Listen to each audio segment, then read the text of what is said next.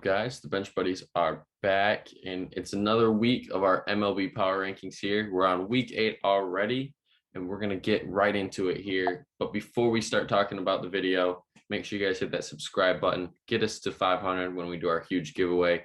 And, go follow our Twitter as well, as we're approaching 1,000 followers on there. Whichever one comes first, we're doing that giveaway, so make sure you guys are tuned in. But let's get into it here. And coming in last this week, we got the Kansas City Royals. Their first ranking of 30th, their lowest ranking will be 30th next week. And the only positive is Salvador Perez is back from the IL, and Bobby Witt is having a great rookie campaign, like many thought he would. But there's, not much promise of this team. I know they're only 14 games back at 500, and it's early. Haven't even played 50 games yet. But in that AL Central, a lot of these teams are down here in the bottom, and it just seems like there's no hope with them getting up. 29th, we got the Cincinnati Reds moving on to the last place spot, thanks in part to them, having 2 winning weeks. I think it was 3-2 last week and 4-3 this week. But the everything after that, it's just no good. 5.5 ERA, last in MLB, bottom 5 in hitting with a team average of 226. I mean, the list goes on and on. Tommy Pham obviously slapping Jock Peterson, getting suspension for fantasy football related things. Kind of soft league, in my opinion. But at least the Reds were in the news for once. 28th, we got the Washington Nationals. And I think will Juan Soto be traded? That'll probably be up here until the trade deadline ends. Just because, it's such a big rumor that could happen. I mean, he is the face of the franchise right now, and he could be the next face of a franchise of another franchise. Other than that, though, there's not really too much big news coming out of Washington. They're 3-10-1 in all series this year. ERA of almost 5, a team ERA. I mean, if you want to win some games, you got to score a lot of runs, but when you're giving up 5 runs, that's a little too much. 27th, we got my Tigers here. Got to represent. Staying pat here. The injury bug is still hitting them hard, with Robbie Grossman now going down, and the list goes on and on and on. But we did call up Cody Clemens today on Monday. When you're going to see this video, he will be up. So that's a good addition. Riley Green got promoted to AAA. So they're coming back. Meadows is nearing a rehab assignment. They're all kind of inching back there. And I think, if this team can, hit their stride, get around 500, be in a few games around 500 come All-Star break, this team could be a surprise team, and really, shock a lot of people at the end of the year. But the thing that's been the biggest story surrounding the Tigers is Tariq School, 2.4 ERA, 55 Ks, being an absolute stud. And no one really thought he would be the stud pitcher. It would be Mize or Manning, or he was the odd man out, but now he's the only one that's still consistent and actually playing. 26th, we got the Oakland A's. Not much to report here. There are more fans going to the game now. Their bottom 3 hitting team. The rotation gets no help, and Montas is going to be another trade candidate as well as Soto. Expect this A's team they play teams pretty close, but they probably won't get the wins, and their record's just going to go downhill from here. The Orioles, kind of the same thing. Adley Rutschman was the big news last week. Of course, it was after the video that I made that he got called up.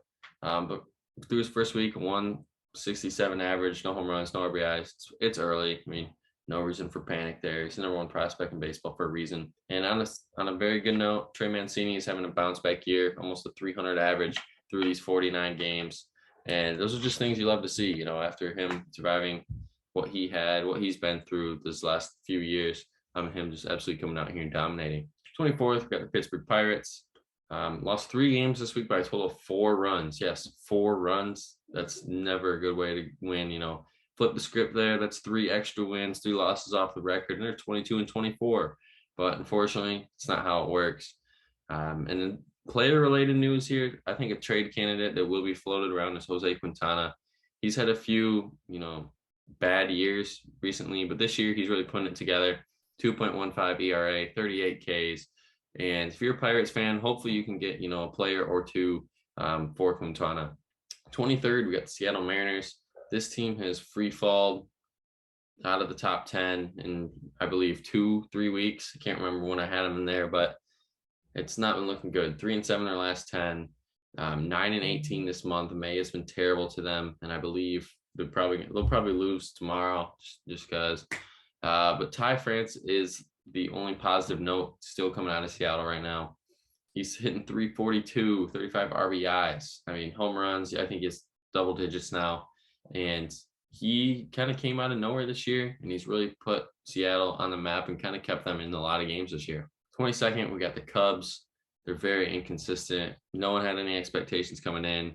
I still don't have any expectations for this team. You know, they play the Brewers tough almost every game, and then they can get blown out by the Reds the next, which we saw this week, 18-4.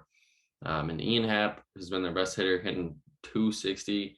And that's why this team is, down here. Their hitting has been not good. No really consistent hitter other than Happ and Swindell. And I mean, the list goes on and on, just how it goes top to bottom here. But Keegan Thompson on the pitching side of things has been really well. Transitioned to a starter, I believe, this year. 1.58 ERA and 40 innings pitched. He's pitching 5-6 innings every time, but hey, he's going out there and doing his thing. 21st, we have the Cleveland Guardians. I really think this is the biggest question mark team around this 500 mark right now. They could be really good if they decide to hit the ball, but if they don't, I mean, it's Jose Ramirez or bust in those games, and that's why they're 5 games below 500 here. But the rotation has been great with Bieber, Plesac, McKenzie, Quantrell, Chevelle. They've all been really good, but they've been getting no help, and that's why they're 5 games below 500 here. 20th, we got the Miami Marlins.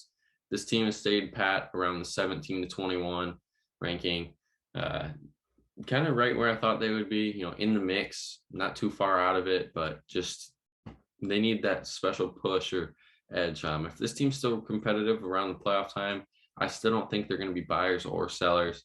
This is a very young team, and if they were to sell, Aguilar would be the trade candidate there, probably leaving, maybe Avisal Garcia, just a few names being flown around there. But they're 2-7 in their last 9, playing tons of close games though, which I think is really good for these young guys. They're 10-16 that, so they just can't close out or make that 1-2 run comeback. 19th, we got the Phillies, a team that is slowly starting to drop even more now. I mean, I know it's only one ranking here, but they went 2-5 against the Braves and Mets this week, and that's division opponents, divisional games that you can't make up.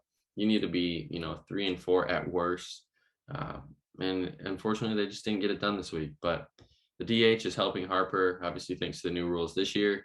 Up the NLDH, Bryce Harper probably wouldn't be able to play right now because of his arm injury, but he's been able to DH and hit. Obviously, you see his stats there, doing really well. 18th, we have the Colorado Rockies. They've also been falling a lot as well. 5-15 in the last 20. Last place in the NOS, which is surprising to me, as they're coming in at 18th here, only 5 games below 500.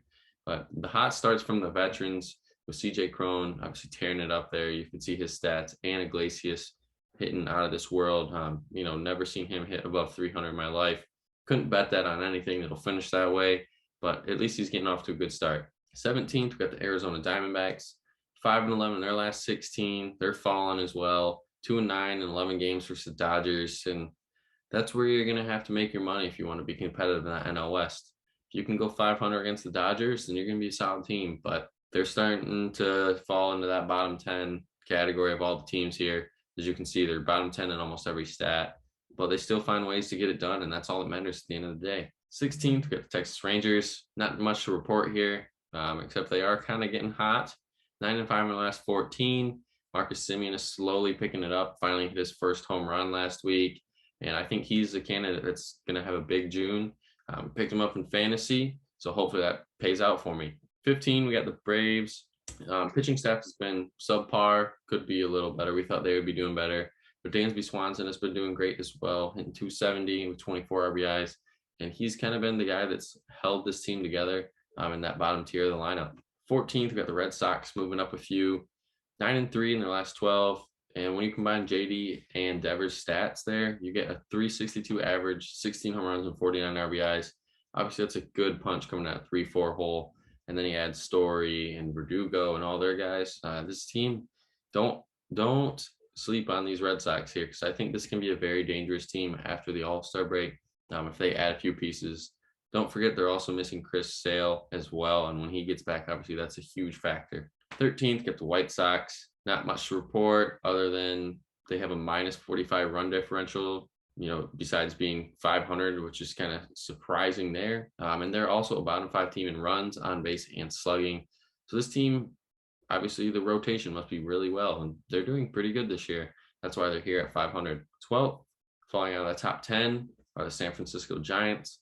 Carlos Rendon and Logan Webb have been pitching well for this team, but they are in need of that third starter, which they lost last year, due to free agency. Lost Descalfini, I believe that's how you pronounce his name. But they are top 5 in hitting, and that's how they are 4 games above 500. But they're also bottom 5 in pitching, and that's why this team hasn't really hit their stride yet. Also falling out of the top 10, we have the Angels coming in at 11. They're on a 5-game losing streak as I'm making this video. And Mike Trout obviously putting up MVP numbers because he does every year. I mean, this Angels team, they look really good. I had him at number 2 to start this year, one of the first weeks, and then they just started to fade. Hopefully they can turn it around here, because it seems like every year this Angels team has so much promise and it just doesn't work out. 10th, making the top 10 for the first time. Making the top 10 in a while, we have the St. Louis Cardinals. They've, slowly crept up and doing their thing, and that's how they're, creeping up here. They're just playing really good baseball, consistent baseball, staying above 500, and just winning the games they need to. But the big question for them is going to be, can they catch the Brewers at any time in the NL Central? Because it feels like it's the Brewers' division to lose at this point, at least through almost 50 games in. But I just think when they get Flaherty back, he's due back here soon. That's going to be a big boost for that rotation. At 9, we got the Blue Jays cracking into the top 10 as well. They fell hard last week over these last few weeks to 12, but their bats are starting to wake up. Pitching's been top 10 all year, and they're currently riding that 5-game win streak. And, you can't really ask much for a team when, all those things are going your way. So I really think the Blue Jays can keep it rolling here. They do play the White Sox here these next few days, and that's going to be a big series for them as well. 8, we got the Tampa Bay Rays. Randy's waking up here with almost a 2.60 ERA and 19 RBIs. They need more production out of him with this team. I think the hitting has been one of the, downfalls of this team. It seems like in recent years. I mean, I know that, they made the World Series, they make playoffs every year, almost win the division, I believe, every year. But this Rays team, just the bullpen and pitching just always is dominant, and that's how they're so good. 3.23 ERA, which is 4th best in the MLB. We see it every year. They turn veterans, back to once they were, Corey Kluber, Drew Rasmussen. They're doing very well, and I expect them to keep staying well as long as you're part of the Tampa Bay Rays. 7th, we got the Twins falling 1 spot. Nothing on them, just better team moving ahead of them this week. Luis Ariz, 360 average, not getting enough credit for what he's doing at the plate. They are 26-11 in their last 36. So if you subtract that, they were 3-8 to start this season, a rough start, but they've really turned things around. And another Rookie of the Year candidate is Joe Ryan, and a 2.28 ERA with 42 Ks. Right now he's on the COVID list, but hopefully they'll be getting him back soon. 6th, dropping 1 as well, we got the Padres. They are 10-5 in their last 15, so that is very, good sign for them without Tatis. And will they take the NL West lead at some point this year? Right now, they're 3 games back to the Dodgers. This team last year was doing around this kind of thing, being a lot of games above 500. And then the All-Star break hit. Tatis got hurt, and they just went downhill and kind of fell off the face of the earth. They were kind of out of it with a week to go left in the season. But hopefully it's going to be a different story for this Padres team this year, so if you're a Padres fan. At 5, we got those Brewers moving up, jumping those 2 teams. And that's in part to them hitting the most home runs in the MLB with 68. But the biggest concern has been that starting pitching rotation. Now Woodruff just got announced to the IL, joining Freddie Peralta from last week. So hopefully those guys will be the only 2 on the IL, because, you never want to see anyone get hurt. But it's all been fill-in, and those guys have been filling in really well, keeping that rotation afloat. 4, staying pat, we got the Astros. Jeremy Pena is also another Rookie of the Year candidate, hitting 282 with 8 home runs, 23 RBIs. And I really thought, it'd be a tough gig to replace Correa. Obviously it's Carlos Correa. He's a really good player. But Pena, he's thrown his hat right in there, competed, been really good. And honestly, it's not getting enough credit for what he's doing in his first career year. But now flipping to the rotation, Justin Verlander coming back off of his surgery. Didn't play at all last year. Now here he is with that 2.03 ERA and 55 Ks. His ERA got blown up too as well, as they gave up 6 earned last week. But he's going to bounce back, probably throw, 9 innings, complete game shutout against whoever they play this week. Staying at third as well, we got the New York Mets. They're running away with that NL East, 8.5 games up on the Braves. Don't count them out yet, though. It is early, still 50 games in. The saying is, you win 50, you lose 50. It's what you do with all the rest of the 62. And right now, we're almost at that first 50, and they're looking pretty solid, but we're going to have to see how that pans out coming at the All-Star break. Pete Alonso, he's having a great year. I believe he's hit 2 home runs tonight, so up that to 14 home runs and at least 48 RBIs. And he is definitely going to be in the mix for the MVP. I just traded him, so I probably am going to look back on that. Not going to like that trade, but I did get Juan Soto, top 5 player in baseball, one of my favorite players as well. So kind of a win-win there for me. I win, whatever. But the biggest question coming along for the Mets is this finally their year of living up to the expectations? Because it's been year after year after year. Ever since they didn't win that World Series, and I believe 16 it was, this team kind of has struggled getting back to at least just the postseason. And I think this is the year where they are finally going to exceed those expectations, at least get to the postseason. But from there, I have no clue what this team is capable of. And at 2, falling out of number 1, we get the New York Yankees. They're 14-7 in their last 21, which is like, how are they falling out of number 1? Well, you'll see what the only team left, the Dodgers, are doing next. But they have a 4.5 game lead on Tampa for the AL East. I don't think the Yankees are going to give that up anytime soon here, unless something drastic were to happen to this team. Judge leads the MLB with 18 home runs. He's been on a tear. He's in the MVP mix for sure this year. And I think, Garrett Cole, obviously he's pitching really well right now, but it's not Garrett Cole like he's not doing what he normally would do with a crazy 2 ERA, striking all these guys out. We're not hearing much from Garrett Cole, at least I haven't been as of recently. It's all been Nestor Cortez. He's been the guy this year leading MLB in ERA. I believe it's a little under 2.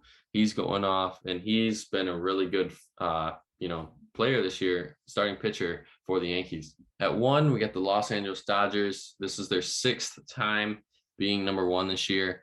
And the reason why we had to move them back up here, they're top 3 in every single hitting and pitching stat that was major to me, that I felt should be included.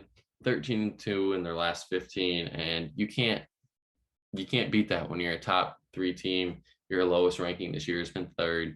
I mean, how can you not put them back here at number 1? And I think the best player that they have acquired this offseason, obviously besides Freddie Freeman here, I'm going to go with Tyler Anderson here. I thought the Tigers should have pursued him, should have been their veteran starter. They let him go, and he went to the Dodgers. And, of course, having under 3 ERA, having an excellent year. It just seems like it always happens for the Dodgers. They get all these guys, they're just magically really good again. And that's what the case is this year with Tyler Anderson. That's going to be it for the video today. Make sure you guys hit that subscribe button. Once again, we are doing that giveaway at 500 subscribers or 1,000 followers on Twitter. But until the next time, the Bench Buddies are out.